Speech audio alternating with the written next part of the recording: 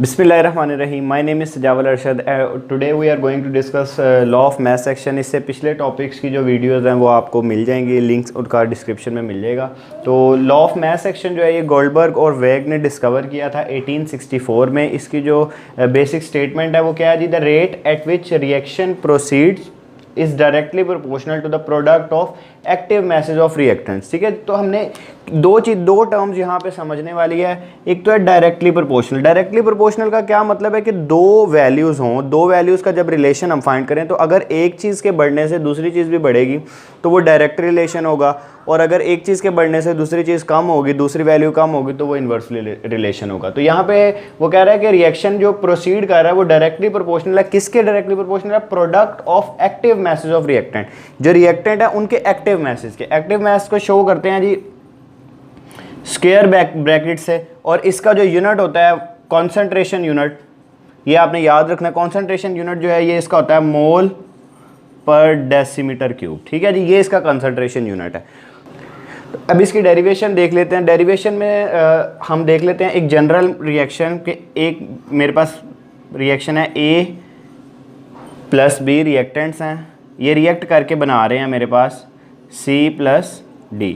तो ये एक मेरे पास जनरल सा रिएक्शन है। देखें यहाँ पे रिएक्टेंट्स रिएक्ट करके प्रोडक्ट बना रहे हैं, तो ये फॉरवर्ड रिएक्शन है, तो इसको हम क्या देंगे KF, और ये वापस प्रोडक्ट्स जो हैं ये रिएक्टेंट बना रहे हैं तो ये हम बना देंगे KR, रिवर्स रिएक्शन। ठीक है जी, ये मैं पिछली वीडियोस में बता चुका हूँ। अगर वो वीडियोस आपने नहीं देखी तो वो पहले वो देख लीजिएगा, फिर आपको समझ आ जाएगी।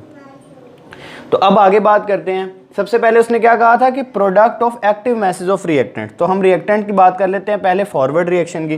तो हम कहेंगे जी कि रेट ऑफ फॉरवर्ड रिएक्शन।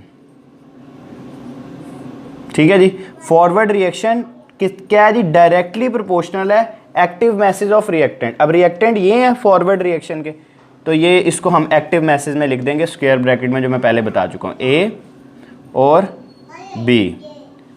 उसके बाद अब देखें इसको हम शो कर देते हैं rate of forward RF। Proportionality constant खत्म करेंगे तो इसकी जगह पे आ जाएगा इक्वल, और इसकी जगह पे हम एक प्रोपोर्शनैलिटी कांस्टेंट यूज़ करेंगे, वो क्या होगा KF। KF क्यों? क्योंकि ये फॉरवर्ड रिएक्शन है तो इस वजह से KF, और साथ आ जाएगा A और B।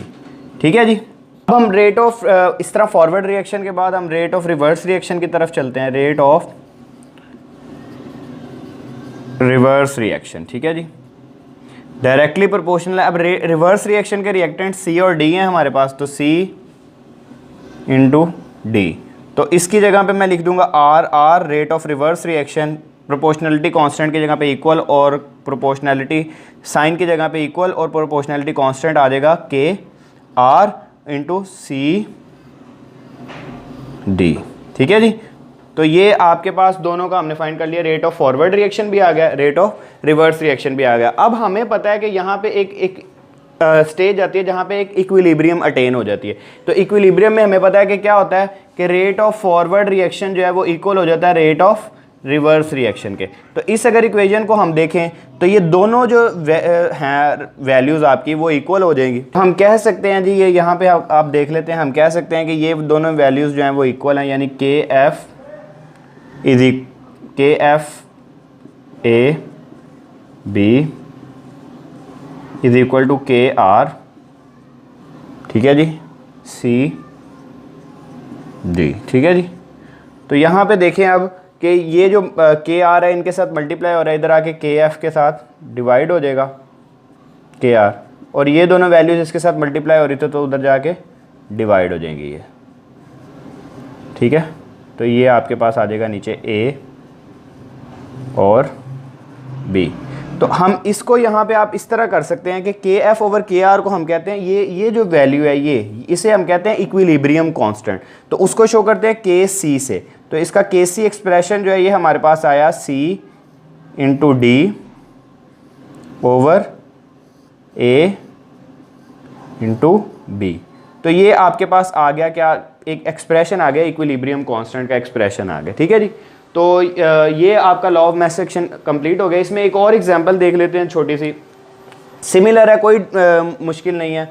यहाँ पे अगर कोएफिशिएंट्स आ जाएं, यानी नंबर ऑफ मोल्स अगर हमें दे दिए जाएं इस तरह से,